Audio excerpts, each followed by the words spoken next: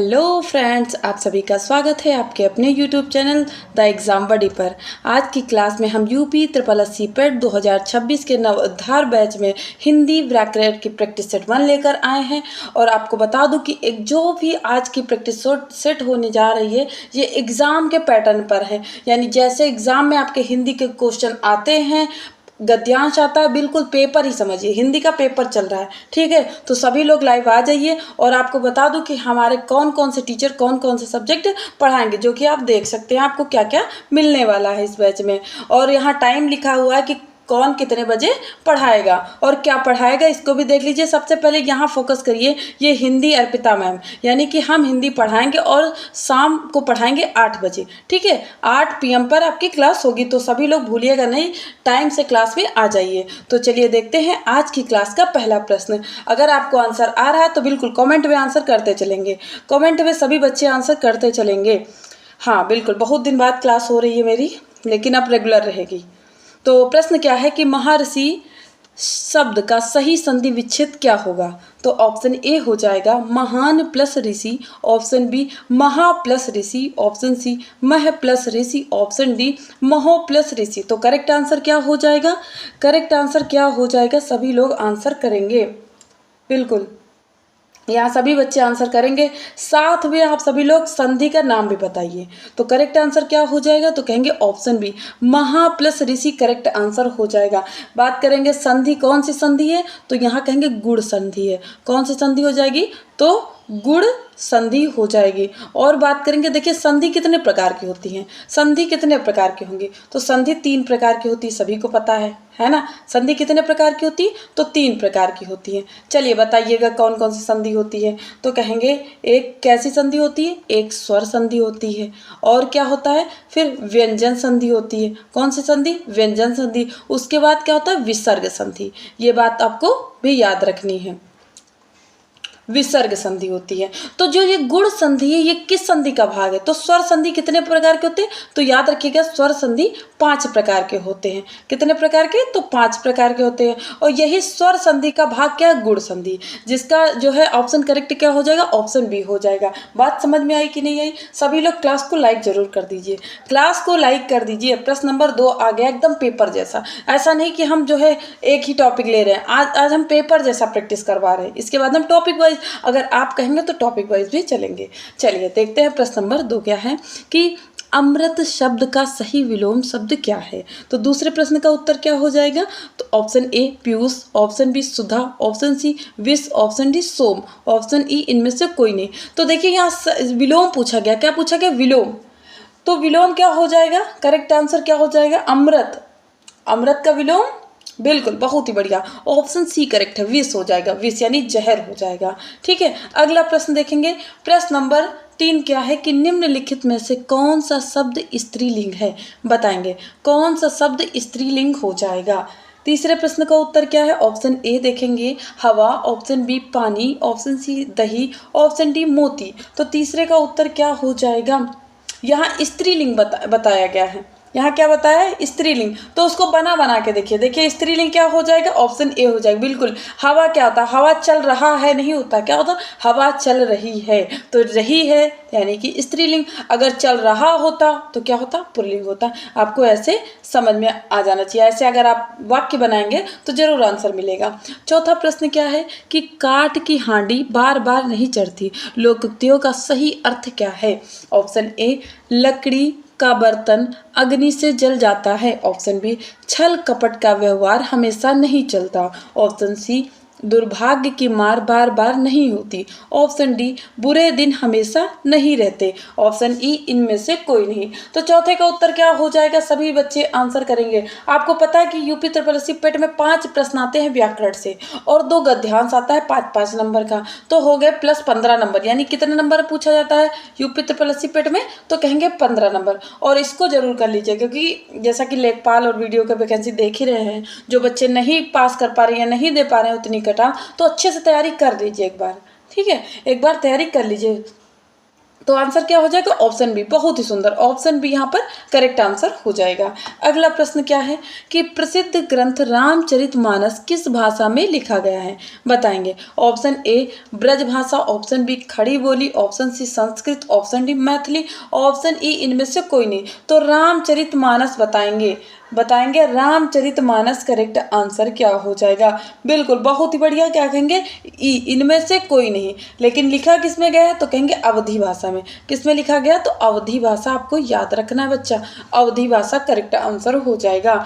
और बात करेंगे रामायण किस भाषा में लिखी गई है? तो कहेंगे रामायण लिखी गई है संस्कृत में। और लिखा किसने है? तो वाल्मीकि जी ने लिखा है। अगला प्रश्न क्या हो जाएगा? चलिए, 5 ही प्रश्न थे।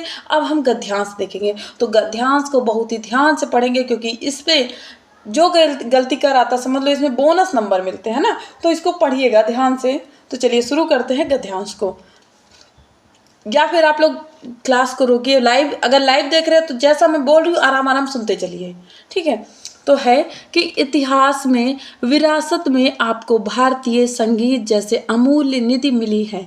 अन्य देशों के संगीतों की अपेक्षा इसमें जो विशिष्टता है वह उन मान्यताओं के कारण है जो क्या यहाँ पे होना चाहिए? संगीत होना चाहिए। संगीत के संबंध में हमारे पूर्वजों की भी भारत में संगीत क्षणिक आमोद प्रमोद या अमृत क्या हो चाहिए? आतृप्त होना चाहिए, ठीक है। आतृप्त तृष्णा की वस्तु न होकर समस्त ब्रह्मांड से एक का आभास है, आनंद प्रदान करने वाली आध्यात्मिक साधना है और मानव को ब्रह्म तक ले जाने वाला मार्ग है। संगीत के इस स्वभाव और ध्येय को हमारे देश के लोगों ने हमारी सभ्यता के प्रारंभ में ही पहचान लिया था और संगीत का विकास इन्हीं आदर्शों के अनुकूल किया था। उन्होंने संगीत और जीवन में किसी प्रकार के दीवार न खड़ी की। यह कहना अनुचित न होगा कि उन्होंने संगीत को हमारे जीवन में इस प्रकार बुन दिया कि शताब्दियों के पश्चात भी वह उसका अविच्छिन्न अंग बना हुआ है। संसार में संभवतः ऐसा अन्य कोई देश नहीं है जहां संगीत इतने पुराने युग से जन जीवन में इतना व्याप्त हो जितना कि भारत में भारतवासियों की अधिक संगीत प्रेमी होने के बाद का उल्लेख मेगास्थनीज भी कर गया है। 2री शताब्दी ईसा पूर्व में लिखे गए इंडिका नामक अपने ग्रंथ में एरियन मेगास्थनीज का यह कथन उद्धृत है कि सब जातियों की अपेक्षा भारतीय लोग संगीत के कहीं अधिक प्रेमी हैं। क्या हो जाएंगे? संगीत के कहीं अधिक प्रेमी। ये बात कौन कह रहा है? ये मेगास्थनीज की किताब इंडिका में लिखी गई, यानी ये बात मेगास्थनीज कह रहा है, ठीक है। मेगास्थनीज जानते हो, अगर आपने प्राचीन इतिहास पढ़ा तो आपको पता होगा कि ये चंद्रगुप्त मौर्य के समय आया था। ये सेल्यूकस निकेटर का क्या था? राजदूत था। तो चलिए देखते हैं आगे क्या है कि सहस्त्रों वर्ष से हमारे घरेलू और सांसारिक जीवन में लगभग सभी काम किसी न किसी प्रकार के संगीत से प्रारंभ होते रहे हैं। जन्म से लेकर मृत्यु तक यह संगीत हमारे साथ बना रहता है। जिस दिन बालक संस्कार में अपनी आंखें खोलता है उस दिन से ही संगीत से भी उसका परिचय हो जाता है। नामकरण, कर छेदन, विवाह आदि से तो संगीत होता ही है। ऐसा कोई तीज त्योहार नहीं होता, ऐसा कोई पर्व और संस्कार नहीं होता जिसमें संगीत न हो। घर में ही क्यों, हमारे यहाँ खेत में और चौपाल में चक्की चलाने और धान कूटने के समय भी संगीत चलता ही रहता है। यह हमारे जनजीवन के उल्लास को प्रकट करने का तो प्रभावी साधन है ही, साथ ही साथ उसको गतिमान बनाने का भी प्रबल अस्त्र है। संगीत रचनात्मक कार्यों में अग्रसर होने की सामूहिक स्फूर्ति और प्रेरणा प्रदान करता है और वह सामूहिक शक्ति देता है जो हमारे उन कार्यों को करने की योग्य बना देती है जो अकेले या समूह में संगीत की प्रेरणा के बिना न कर पाते हैं। थोड़ा सा बड़ा होगा गद्यांश, लेकिन कोई बात नहीं, प्रश्न ऐसे ही आते हैं, ये प्रश्न ऐसे ही आते तो प्रैक्टिस भी उतना ही बड़ा करना चाहिए। अब छोटे छोटे करवा दें और जल्दी जल्दी टिक कर ले जाओ तो वहाँ जाके बड़ा आ गया तो प्रैक्टिस काहे की, किस बात की प्रैक्टिस ना। तो चलिए पहला प्रश्न क्या हो जाएगा कि गद्यांश के लिए एक उपयुक्त शीर्षक चुनिए ऑप्शन ए हो जाएगा सांसारिक जीवन, ऑप्शन बी मान्यताएं, ऑप्शन सी स्मृति और प्रेरणा, ऑप्शन डी संगीत का महत्व, ऑप्शन ई इनमें से कोई नहीं। मुझे नहीं लगता जो बच्चा ध्यान से गद्यांश को पढ़ा है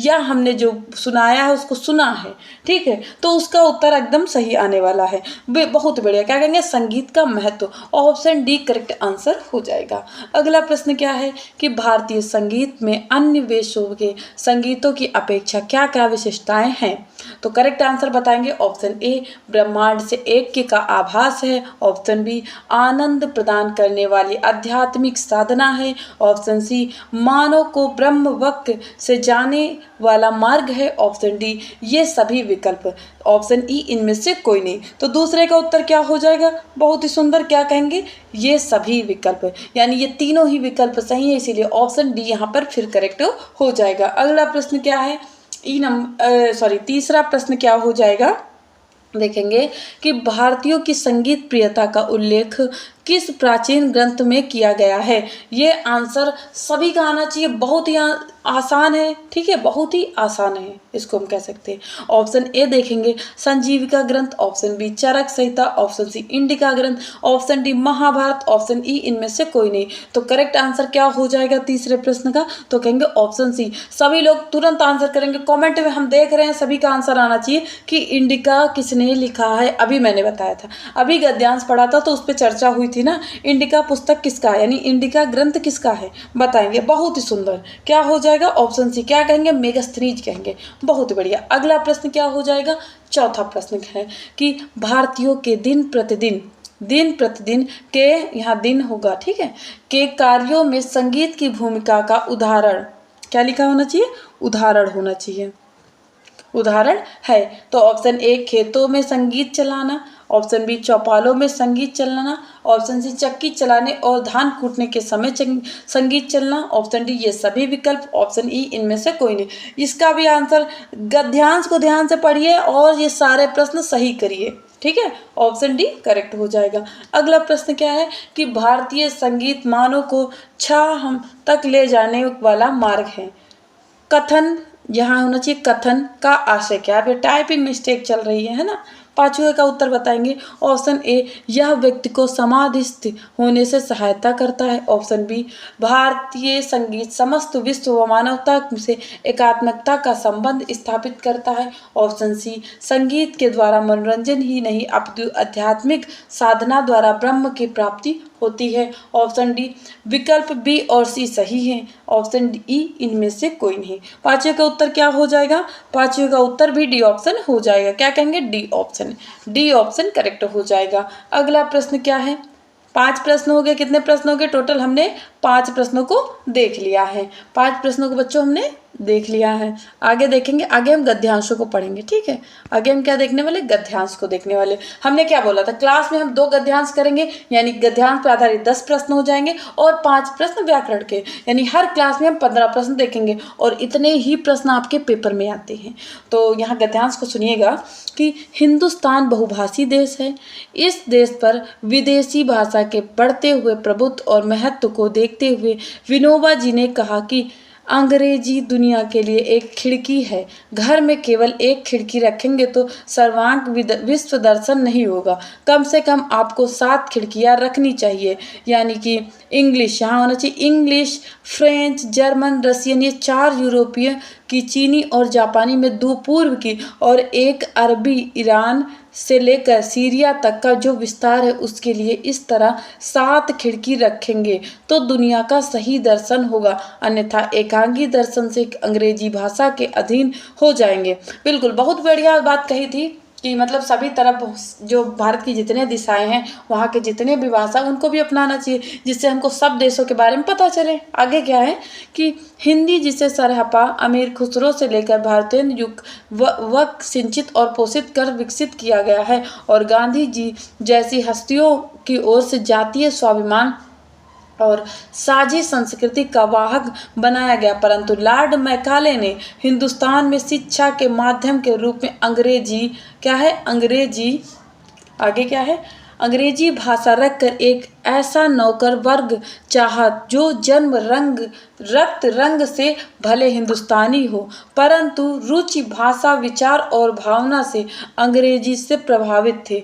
परिणाम यह आया कि ब्रिटिश हुकूमत के समय ऐसी नौकरशाही अस्तित्व में आई जो अंग्रेजी शिक्षा प्राप्त हिंदुस्तानी युवा वर्ग जो शासक और प्रजा के बीच रहकर समझाने का कार्य करते रहे। धीरे धीरे हिंदुस्तान में अंग्रेजी का प्रभाव व्यापक रूप से लक्षित होने लगा। आज हिंदी भाषा और भारतीय भाषाएं हाशिए पर और हीनता बोध से ग्रस्त होती जा रही हैं, परंतु विनोबा जी के चिंतन में स्पष्ट दर्शन था कि अंग्रेजी भाषा चाहे कितनी समर्थ क्यों न हो, परंतु हिंदी विचार तो हिंदी भाषा से अधिक अच्छी तरह कैसे व्यक्त कर सकेगी। अच्छा, बात तो सही कहा था, लेकिन मुझे बात नहीं सुनना, मुझे गद्यांश के उत्तर को देखना है। अब चलिए प्रश्नों की ओर। ठीक है, प्रश्न का उत्तर दीजिएगा कि बहुभाषी वेश से आपका क्या अभिप्राय है। सभी लोग प्लीज़ क्लास को लाइक जरूर कर दीजिए और अगर चैनल पर नए तो सब्सक्राइब जरूर कर लीजिए, क्योंकि यूपी SSC पेट को एग्जाम के पैटर्न पर आधारित हम प्रैक्टिस सेट करवाएंगे। तो पहले प्रश्न का उत्तर बताइएगा। ऑप्शन ए है अनेक प्रकार के भाषाएं बोली लिखी और पढ़ी जाती हैं। ऑप्शन बी जहां देसी भाषाएं बोली और पढ़ी जाती हैं। ऑप्शन सी जहां केवल विदेशी भाषाएं बोली और पढ़ी जाती हैं।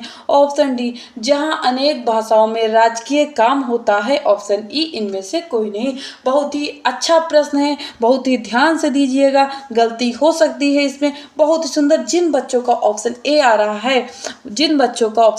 है, एकदम सही है। हम कमेंट को देख रहे हैं, समझ में आ रहा है। जिनका ए आ रहा है बहुत ही बढ़िया, ठीक है, बहुत ही सुंदर। अगला प्रश्न देखेंगे कि सर्वांग विश्व दर्शन से आप क्या समझते हैं। ऑप्शन ए विश्व में चुने हुए देशों के बारे में जानकारी प्राप्त करना। ऑप्शन बी केवल बड़े देशों के बारे में जानकारी प्राप्त करना। ऑप्शन सी विश्व के शक्तिशाली देशों के बारे में जानकारी प्राप्त करना। ऑप्शन डी विश्व के अनेक देशों के बारे में जानकारी प्राप्त करना।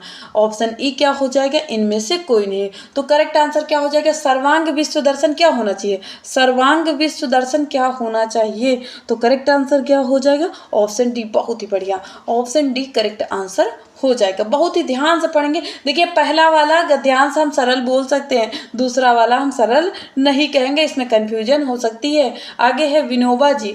यहाँ क्या होना चाहिए था, विनोबा जी। ठीक है, यहाँ क्या होना चाहिए था बच्चा, हाँ बा कर देते हैं इसको, बस ठीक है। विनोबा जी एकांगी दर्शन के पक्ष में क्यों नहीं थे। ऑप्शन ए क्योंकि विश्व को विस्तृत रूप से समझना कठिन हो जाएगा। ऑप्शन बी क्योंकि कहीं देश की किसी एक भाषा संस्कृति और सभ्यता के अधीन न हो जाए। ऑप्शन सी क्योंकि देश कई भाषाओं के अधीनता से कहीं मुक्त न हो जाए। ऑप्शन डी ए और बी दोनों विकल्प। ऑप्शन ई इनमें से कोई नहीं। तीसरे का उत्तर क्या हो जाएगा, सोच समझ के आंसर दीजिएगा। बिल्कुल सभी की नजरें ऑप्शन डी पर होगी क्योंकि ए और बी लिखा है ना। बताइए बात सही है कि नहीं, ए और बी की वजह से ही आंसर कर रहे हो। हाँ पता है, मानसिकता पता है ना, क्योंकि दिमाग वही जाएगा। ए बी लगभग सही ही होगा, तभी लिखा हुआ है। Very good. अगला प्रश्न क्या है, 4 नंबर देखेंगे कि आप कैसे कह सकते हैं कि हिंदी साझी संस्कृति की वाहक है। ऑप्शन ए क्योंकि सरहपा, अमीर खुसरो, भारतेंदु, महात्मा गांधी जैसी विभूतियों ने योगदान दिया है। ऑप्शन बी क्योंकि एक ही धर्म की विभूतियों ने योगदान दिया है। ऑप्शन सी क्योंकि सभी धर्म, जातियों और संस्कृतियों का योगदान है। ऑप्शन डी ए और सी विकल्प सही हो जाएगा। करेक्ट आंसर बताइएगा। चौथे का करेक्ट आंसर बिल्कुल डी ऑप्शन हो जाएगा। डी ऑप्शन करेक्ट हो जाएगा। सभी लोग प्लीज़ क्लास को लाइक जरूर कर दीजिए, क्लास को लाइक जरूर कर दीजिए। प्रश्न नंबर 5 क्या है कि भारत में अंग्रेजी शिक्षा के पीछे किसकी भावना नहीं थी। Option a Lord Irwin. Option b Macaulay. Option c Dufferin, यहाँ क्या होना चाहिए था, डफरिन। ऑप्शन डी लुटबिन्स। ऑप्शन ई इनमें से कोई नहीं। करेक्ट आंसर क्या हो जाएगा, मैकाले। कौन हो जाएगा, तो कहेंगे मैकाले हो जाएगा। ऑप्शन बी करेक्ट आंसर हो जाएगा। तो फ्रेंड्स क्लास कैसी लगी है कमेंट करके ज़रूर बताइएगा। जैसी भी लगी हो क्लास को लाइक भी कर दीजिएगा, क्योंकि हम डेली प्रैक्टिस सेट करवाएंगे आपकी हिंदी की। और टाइम याद रखिएगा 8 बजे, 8 PM पर क्लास होगी अर्पिता मैम की, ठीक है। बाकी भी सब्जेक्ट आप देख सकते हैं, जैसे कि करंट अफेयर भी होगी, रीजनिंग होगी, और अंग्रेजी भी पेट में पूछी जाती है, अंग्रेजी भी पेट में आती है, और सामान्य ज्ञान। तो इस चीज़ों को आप लोग जरूर देखिए। और लाइव क्लासों का शेड्यूल देख लीजिए, कितने बजे क्लास होगी। तो मिलते हैं कल की क्लास में। आज की क्लास कैसी लगी सभी लोग कमेंट करके ज़रूर बताइएगा। साथ में क्लास को लाइक ज़रूर कर दीजिएगा। अगर चैनल पर नया है तो सब्सक्राइब ज़रूर कर लीजिएगा। धन्यवाद।